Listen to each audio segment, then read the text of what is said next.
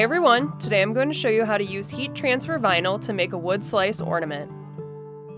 For the materials, you'll need a wood ornament, heat transfer vinyl, a heat press or iron, ribbon, a hot glue gun, scissors, and a Cricut.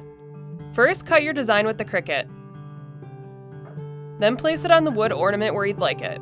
Use your heat press or iron to stick it on. I used mine on medium heat for however long it took to stick. Then peel off the backing. After that, I added a key, which is not necessary, as this was the wedding favor from their wedding. Tie the cord back on. Then make a bow on the cord.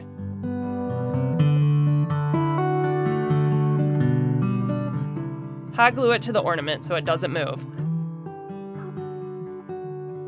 And that's it! This was so easy and makes a really cute gift.